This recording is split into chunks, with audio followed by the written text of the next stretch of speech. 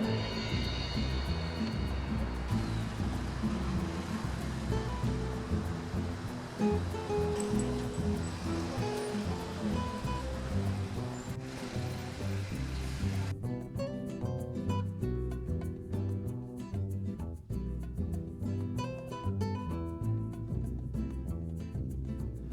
la Vicentina, ça c'est le grand thématique.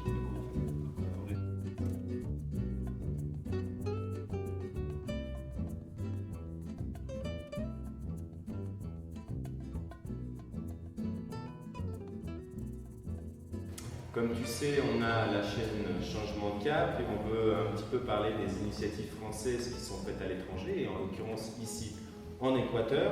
Donc voilà, est-ce que tu peux m'en dire un petit peu plus sur toi? Depuis combien de temps tu es ici en Équateur? Qu'est-ce qui a fait que tu es arrivé ici en Équateur? Et quels sont tes objectifs pour les mois à venir et les années à venir? Pour faire simple, avant le Halloween 2013, je ne savais pas que l'Équateur existait. Donc de là, j'ai connu l'Équateur, on a commencé à discuter, parler, échanger. Et c'est là où je me suis commencé à m'intéresser à ce pays. Donc à la base, c'était plus une curiosité culturelle qu'une éventuelle possibilité de... Plus que ça. Et chaque année, je participais ça commençait avec des groupes accords qui étaient donc impliqués dans un événementiel sportif pour justement sensibiliser et changer leur regard sur les personnes qui sont reconnues avec un handicap, les inciter, changer leur regard pour l'inclusion sociale et économique, des personnes dites avec un handicap. Okay. Voilà. Donc ça a été donc une expérience que je partageais avec ses amis équatoriens. Ils m'ont dit tiens, ce serait intéressant qu'on fasse la même chose, qu'on fasse un événementiel sportif pour communiquer sur le développement durable et sensibiliser les personnes, changer leur regard, etc. Et je suis parti une première fois en février 2014, je suis parti un mois découvrir l'Équateur. Et je suis retourné une deuxième fois en 2015, et là j'ai compris qu'il fallait que grâce à mon métier dans l'hôtellerie, mais dans le tourisme, c'était un outil intéressant pour transmettre le partage plus. Transmettre dans les deux sens. Que le touriste étranger vienne et il puisse bénéficier d'une culture, d'un enrichissement humain, et que l'étranger qui vient puisse aussi partager son savoir-être, savoir-faire, etc. Vraiment permettre une vraie symbiose. D'accord. Donc ça a été 2014-2015. Je suis revenu aussi en 2017. Et finalement, depuis 2019, janvier, je suis là, ça fait faire plus de 2 ans. Est-ce que tu as trouvé compliqué, complexe les démarches administratives pour venir t'installer ici en Équateur? Non, alors ce que j'ai compris, c'est qu'en fait, ce que je pensais que c'était une calamité en France, les démarches administratives, que c'était le parcours du combattant, je pense qu'il doit y avoir une intelligence collective humaine dans l'international. Ça c'est multilingue, etc. Donc c'est partout pareil, on va dire. D'accord. La bureaucratie est relativement... Pareil, je ne dis ni plus ni moins là-dessus, je ne peux pas dire. Cela dit, ça a été, je veux dire, c'était assez accessible et j'ai pu faire mes démarches. Alors déjà pour venir, faire mon visa, c'était assez compliqué parce qu'on ne savait pas dans quelle catégorie j'étais. J'ai pu profiter donc, de la chance qu'avec notre passeport, on a 3 mois, 90 jours. On va dire découverte, 90 jours sans visa. Et on peut même prolonger sur place de 90 jours supplémentaires en payant donc, au ministère de l'Immigration $133 à peu près, ce qui lui permet d'avoir un total de 6 mois en gros sans visa. Et au niveau de la langue, est-ce que ça a été compliqué pour toi? Bon, si tu es venu déjà depuis quelques années en arrière, tu as appris au fur et à mesure, ou c'est vraiment il y a 2 ans quand tu as pris l'initiative de vraiment rester et de t'installer ici en Équateur, que tu as vraiment pu pratiquer beaucoup plus la langue et tu as pu justement accéder à d'autres personnes, puisque la barrière de la langue peut être un problème pour pas mal de gens. Oui, la chance c'est que j'ai un nom très, très latin, je m'appelle David, mais mon nom c'est González Mora. Donc, mes parents sont d'origine espagnole, donc je suis français, né en France, d'origine espagnole. C'est pas pour autant que c'est gagné, c'est que nous petits, on voulait parler avec nos cousins, donc on s'est mis dès petits, dès notre enfance, à vouloir apprendre à parler espagnol. Donc du coup, revenons au sujet principal. Voilà, comme tu le sais, on a vu ensemble avec toi, avec William, avec pas mal de personnes qui ont envie de bouger et qui vont se mettre en avant sur certaines initiatives, principalement on va dire initiatives françaises ou franco-équatoriennes. Est-ce que tu peux me parler un petit peu plus de l'initiative que toi tu as démarrée depuis quelques mois? Alors on va parler aussi de l'influence de coronavirus, tonton Corona, pour savoir quel est l'impact par rapport à l'initiative que tu as mis en place. En novembre, j'ai rencontré donc, entre autres William Wadou, que tu as connu aussi, et ça a été l'amour fou. Donc voilà, ça a été une belle rencontre qui s'est passée donc, à l'hôtel Ibis, donc je pense que tu as des rushs là-dessus. Oui, justement. Donc on s'est rencontrés à l'hôtel Ibis, et de là on s'est rendu compte qu'on avait un projet commun, qui était de la partie alimentation et boissons. On avait une stratégie totalement différente, et la sienne était beaucoup plus proche de la réalité à l'Équateur que la mienne. William a quand même plus de 20 ans de vécu ici en Équateur, donc effectivement elle a un retour peut-être plus... On a le même objectif, si tu veux, mais le chemin est beaucoup plus pertinent que celui qu'il a choisi. Moi, le mien était beaucoup plus ambitieux, et qui est bon, il est vraiment très bon, par contre, pas adapté. Pas adapté parce que l'Équateur n'est pas compétent, rien à voir avec ça. C'est surtout que même pas adapté en France, je veux dire, c'est pour dire, c'était juste ça. Mais dans un futur, cette stratégie, on espère pouvoir y arriver. C'est-à-dire. Donc, comment tu matérialises en fait cette rencontre avec William? Alors, c'est parti d'une réaction typiquement française dans le groupe des Français en Équateur. C'est-à-dire le fight. On aime bien se fighter entre nous, etc. Et dedans, dans ce groupe WhatsApp qui est fait pour nous entraider, il y a eu une polémique parmi tant d'autres apparemment, et moi j'étais nouveau dans ce groupe WhatsApp. Et une polémique est née, et moi j'ai dit, bon, je suis sorti du groupe, du coup il y a des gens qui m'ont contacté, et t'en fais partie aussi. Comme moi. Et de là on s'est dit, tiens, et si on faisait quelque chose ensemble? On s'est rencontrés à l'hôtel Ibis, puisque je connais très bien l'hôtel, le gérant entre autres qui est Severo, qui est génial, et j'y ai travaillé comme consultant en tout ce qui est RSE, développement durable. D'accord. Et bref, donc on a été là-bas et on s'est rencontrés, et on a fait donc chacun a pu expliquer qui est quoi et qui fait quoi, et de là, William m'a dit tiens, David, il faut qu'on se parle, il faut qu'on se rencontre. Des synergies se sont mises en symbiose. Exact. Et de là, donc, on s'est revus plusieurs fois et on a décidé de fusionner. Donc, dans le sens où moi, j'ai dû rétrocéder dans mon élan, puisque j'étais déjà dans un niveau avancé dans l'écosystème de l'application et la plateforme. Il manquait juste à mettre les couleurs, valider le nom, etc.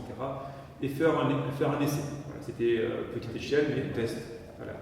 Mais avec tous mes moyens, j'ai fait ça tout seul, quand je dis avec mes moyens économiques, par contre, grâce à l'équipe ici. D'accord. Et William, lui, il était plutôt dans la construction on va dire, dans tout ce qui est la communication interne, et il ne manquait plus que l'outil pour développer. Donc on a dit, on a chacun retrocédé, on est parti de zéro, on a validé, on a fait un consensus de ce qu'on voulait, et de là, maintenant, on est en train l'étape d'aujourd'hui, c'est on présente le projet à des coopérations internationales pour lever des fonds et pour refaire donc, cet écosystème via plateforme et application. Donc, et cette initiative que vous avez mise en route avec Willy, tu penses qu'elle sera, elle est opérationnelle, ou du moins elle est pour être opérationnelle? Quels sont les réels avantages pour les gens qui participeraient à cette aventure, ou du moins qui déchargeraient cette application? Alors, pour répondre à tes questions intérieures, les difficultés qu'on rencontre ici, c'est qu'on partout, c'est la partie financière. Tu peux faire ce que tu veux, il faut la partie financière. Donc ça, c'est le frein que tu as partout. Par contre, William, il a cette capacité à lever des fonds. Il a réussi plusieurs fois avec sa fondation qui s'appelle Latitude Sur, de pouvoir justement réaliser pas mal de projets. Donc on mise là-dessus. On mise aujourd'hui sur un autre appui financier. On a 2 pistes. Demain, on a un rendez-vous important. Donc, on peut faire rien dire pour le moment, ce sera pour la prochaine. Normal, tout est sous cloche jusqu'à ce que ça sorte. On a 2 autres pistes qui nous permettraient peut-être d'aller beaucoup plus vite, puisqu'on rentre justement dans des projets transverses d'autres personnes qui ont des ambitions, on va dire, différentes, mais transverses aux nôtres et qui voudraient nous appuyer. Donc là, c'est quand même pas mal. Ça dépend de cette ressource économique Si la coopération internationale valide le projet, vous aide, ou plus rapidement avec cette personne qu'on va voir. Ça, on va voir. Après, justement pour ta question, qu'est-ce que ça... Mais en fait, on ne fait rien de compliqué avec William. On n'est même pas en train de dire aux gens comment il faut qu'ils soient. On est juste en train de... William, il connaît beaucoup plus le territoire, il est ici depuis 1998, il connaît très bien le pays.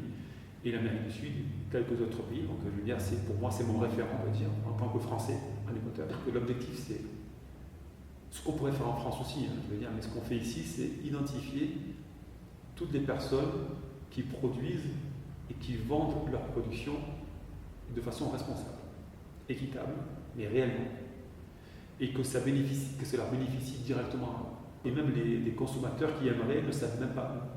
Et ça peut être deux pâtés plus loin, ils le sauront. Par manque de communication ou par manque de... Parce qu'il y a des réseaux, des petits réseaux, mais il n'y a pas une centralisation, on va dire, d'informations. L'idée, c'est de centraliser les informations. Donc c'est ça, l'application va centraliser dans la main, on va dire, un registre, un catalogue exact. Et un positionnement de où sont disponibles les produits avec une certaine éthique derrière. Exactement, et en faisant très simple, c'est-à-dire qu'au début, on voulait partir sur des restaurants, des boutiques, etc. Mais ça complique vraiment le... Alors qu'en fait, juste... Le catalogue est énorme. Voilà, parce qu'il y en a tellement ainsi finalement, donc juste le producteur, le vendeur. C'est le plus basique possible, il y en a tellement. David, merci pour m'avoir permis de t'interviewer et je te dis à bientôt car c'est sûr qu'on va se recroiser d'ici peu pour très certainement bien d'autres initiatives qui sont mises en place par les Français ici en Équateur. Et puis voilà, à la prochaine. Merci Lissette. Salut, ciao.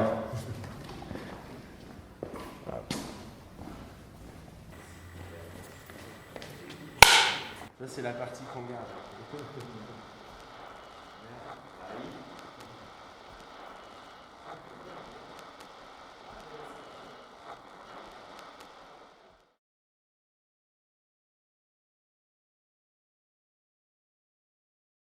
Le matin, c'est parler plutôt de la Pachamama, l'Équateur. L'après-midi, c'est toutes ces solutions internationales qui sont représentées via les entreprises implantées en Équateur et de pouvoir parler directement avec les acteurs principaux de la RSE interne de chaque grand groupe représenté ici en Équateur. Donc voilà, suite à l'initiative d'une part de William et de David, qui sont deux initiatives françaises totalement distinctes, ils ont trouvé le moyen, je ne sais comment, de se réunir ici à Quito, dans les studios Bravo Stereo, si je ne me trompe pas, avec la collaboration de Elder, qui est le propriétaire du studio où nous sommes en train d'enregistrer. Donc David, William et Elder, est-ce que vous pouvez m'expliquer un petit peu de quoi traite cette radio? Bon alors, déjà, la radio à la base. À la base, c'est la radio donc, qui appartient à ce monsieur-là, Bravo Stereo. Présente-toi. Ah, voilà. Je suis Elder Bravo et je suis, comment dire en français, le boss. Le Big boss. boss. Ah, le boss. Le big boss. Le big boss de Bravo Stereo. Bravo Stereo es radio digital à l'Équateur. Bienvenue. D'abord, Elder, pourquoi tu parles si mal, pourquoi tu parles si bien français? je ne parle pas bien le français, je comprends pas, je comprends le français. Non, parce qu'il a travaillé quand même en France comme journaliste. Je suis journaliste, je travaille pour le Paris Match, je travaille pour Hola España, je travaille pour Reuters, je travaille pour France Presse. Je suis journaliste. Et photographe. Ah. C'est le photographe en Équateur qui a le plus diplômé de tout l'Équateur. Et comme il dit, ça sert à rien. Si, ça sert à faire joli sur les murs, parce que ça fait plein de cadres, plein de posters comme ça. Mais c'est un vrai professionnel. Sérieux. Oui, je travaille pour l'embassy de France et 15 ans. 15 ans. 15 ans. Oui. Alors, pour faire simple, à la base, le projet de Elder, si je me trompe, il va me rescapé. Yeah. Son projet, c'était une radio FM. Donc, il avait construit tout ce local qu'on peut voir, qui est super, hein, qui est, on va dire, le meilleur local radio de Quito et l'Équateur. Vraiment, le studio, super.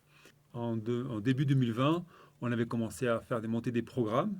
Je ne connaissais pas encore le cheveu blanc qui est là. Et le programme, c'était surtout un programme de faire une émission hebdomadaire sur la thématique, alors c'était assez vague, développement durable, ce qui permet de traiter de beaucoup de sujets. Donc, suite à la rencontre avec William ici, Elder nous a laissé donc l'espace, il nous a dit voilà, c'est votre espace. Je ne suis pas du tout dans ce métier de la radio. William, encore moins. Encore moins. On a un projet commun qui est une plateforme, une application pour promouvoir les producteurs, vendeurs, circuits courts de produits organiques et artisanaux. Ici, j'ai créé une société avec Elder, on fait partie de la même société qui s'appelle Chimie Chamou. Et William, maintenant, intègre la société. On est en train de changer les statuts et l'objet social de façon à pouvoir réaliser différents projets qui ont à peu près la même, on va dire, qui sont transverses. On est aussi en train de travailler sur une boîte qui pourra mieux parler, c'est Solaris Consulting. Et avec Elder, on essaie tout ça, donc lui plutôt professionnel dans la communication, de nous aider, de créer donc dans cette boîte, de pouvoir être vraiment efficace. On se donne les moyens avec surtout notre énergie, notre expérience, savoir-faire. Et la radio, avec William, on dit tiens, et si on faisait un programme qui s'appellerait Made in Pachamama, toutes les semaines, on va parler d'une graine endémique, déjà pour surtout informer l'Équatorien que lui-même puisse connaître sa propre culture et se reconnecter avec elle et se réconcilier avec elle. Et nous, de pouvoir découvrir et s'enrichir humainement. Je ne sais pas si j'ai tout dit, William. Justement, il n'y a plus grand-chose à dire. En fait. Il n'y a plus grand-chose à dire parce qu'il n'est pas très intéressant sa vie à William, elle n'est pas très intéressante. C'est pour ça que je parle. Si, je vais quand même rajouter ça, parce que tu parlais de la boîte de consultants. Solaris Consulting. Il ne pas dire Consulting Solaris. Voilà, parce que le site internet... Sinon, ce n'est pas pareil. Donc, Solaris Consulting, l'objectif, c'est justement d'apporter des connaissances et de l'accompagnement en fait, aux entreprises sur les questions de transition, de mise en place de politiques de RSE, de circuits courts, d'économie circulaire, etc. Et tout ça, en fait, en fédérant un groupe à l'international de consultants sur différents sujets et qui peuvent apporter donc une expérience très intéressante dans ce domaine-là, quoi. Et le fait, par exemple, de pouvoir faire du consulting dans ces domaines-là, ça nous permet aussi, avec la radio, de communiquer en fait sur les propositions. Donc c'est assez varié, quoi. C'est ouais. La petite question que j'aurais en vous écoutant, ça fait à peu près, on est tous d'accord qu'on est en 2021, on est au mois de mars. Vous avez démarré cette initiative collective il y a combien de temps maintenant, et est-ce que vous pouvez en voir les fruits? Quels sont les retours que vous avez par rapport à cette initiative-là? Ce projet collectif, on va dire, avant William, déjà la société, elle a été créée avec... donc on a une autre personne, Severo, qui n'est pas présent, Elder et moi. Ce qui est intéressant, c'est que l'enrichissement que tu dis, pour le moment, ce n'est pas encore un retour financier, parce qu'il n'y a pas de retour financier. Là, c'est tout le monde met la main à la poche. Elder, je l'aime beaucoup. Son plus grand défaut, je ne vais pas le dire, mais lui le sait. Voilà. Moi, je l'ai mien aussi, etc. Mais on arrive à travailler ensemble. Tout ce qui est là, ce ne serait jamais possible si Elder ne le laissait pas. Et William, lui, il nous a apporté cette richesse depuis 7 ans. Il a un marché bio qui est à Tumbako et qui permet d'avoir une vraie observation du terrain, une expérience du terrain. Moi, j'arrive fraîchement, ça fait 2 ans que je suis là, avec toute mon inspiration et ma fraîcheur. Ce qui aide aussi William, parce que ça nous permet d'apporter ces énergies. C'est que les gens, lorsqu'ils nous écoutent, ils sont vite séduits, mais convaincus par le fait qu'on ne doute pas de ce qu'on est en train de faire et de ce dans quoi on se projette. Donc ça, ce sont l'enrichissement humain, c'est la première chose, le vrai retour qu'on a eu ici, la reconnaissance des personnes alors qu'on n'apporte rien, donc c'est quand même intéressant. Quand je dis on n'apporte rien de financier, on ne donne pas de l'argent à quelqu'un pour qu'il nous dise merci. On produit vraiment pour le moment de l'énergie positive, et ça c'est important. Trouver des solutions, des alternatives pour pouvoir s'en sortir et pouvoir s'améliorer, ça, c'est ce qu'on essaie de faire aujourd'hui. Donc, la crise nous a permis, au contraire, de montrer que nous étions une équipe solide et qu'on a des objectifs. Et de ce genre d'amitié, il va toujours naître quelque chose d'intéressant, de toute façon. Merci pour la pour arriver à la radio pour la entrevista. Et merci pour tout. Nous travaillons pour une radio différente, pour une radio différente. Et nous travaillons pour la gente, Pour les gens, pour le peuple, pour tout le monde. pour tout le monde. La dernière question que j'aurais, est-ce que vous pensez que la conséquence du corona a amené à cette situation, c'est-à-dire de vous réunir par, je dirais que chacun, j'en suis intimement convaincu, on a tous fait une partie qui s'appelle une partie d'introspection au vu de ce qui nous est arrivé. Est-ce que vous pensez que Tonton Corona a permis justement à ce que ces synergies se rencontrent et que ça ouvre des opportunités pour un futur différent? Moi, je serais tenté de dire que ouais, forcément, parce que ça a freiné la frénésie, le rythme de travail d'avant. Donc, ça a permis d'atterrir un petit peu et de prendre le temps de réfléchir sur soi-même. Donc, l'introspection dont tu as parlé, ça me paraît fondamental. Et la deuxième chose, ça a permis aussi de prendre la mesure de ce qui se passe au niveau mondial et de comment on souhaite s'insérer dans cette lutte, dans ce travail, pour pouvoir pour participer, pour apporter sa brique aussi à l'édifice, dans le sens où on sent bien qu'il va se passer quand même pas mal de choses dans la société. Ça a déjà commencé, ça ne peut que s'accélérer si on regarde tout ce qui est publié. Et donc le fait d'avoir pris ce temps, en fait, nous a permis d'envisager de nouvelles perspectives, penser à de nouveaux projets, tout ce qu'a décrit David. Et donc voilà, donc effectivement, ça a forcément aidé à ce qu'on puisse se rencontrer encore plus facilement, puisque l'initiative, alors la rencontre s'est faite à partir du constat qu'il y avait des choses à faire au sein de la communauté française et qu'il fallait qu'on trouve à travailler ensemble. Voilà, cette communauté française qui était plutôt dispersée en Équateur. Aujourd'hui, il y a quand même des mouvements, des choses qui font que voilà, on essaie de se regrouper et de là naissent en fait ces idées-là. Donc ouais, je pense que le coronavirus, en dépit de tout ce que ça implique de négatif, fait qu'il y a des choses intéressantes qui se présentent pour le futur. Pour finir, j'aimerais juste principalement vous remercier pour m'avoir accueilli ici, m'avoir permis de vous interviewer indépendamment chacun dans différents sites. Encore merci à Elder pour son accueil et de permettre à ces deux bons Français d'avoir eu une initiative et d'avoir été à la fois porteurs de projets et permis, comme on dit ici, de salir adelante. Messieurs, un grand merci pour m'avoir accueilli. Merci à toi. J'espère vous revoir bientôt et que cette initiative commune vous réussisse. Merci Seb, Merci, à bientôt sur les ondes. William, Yeah. Elder, David. On est là pour Yeah. participer au changement de cap. Je les invite à tous les Français à arriver Les à Françaises. l'Équateur pour visiter la radio et pour travailler pour le Comment le s'appelle monde. ta radio? Voilà. Bravo Stereo. Toujours en ligne.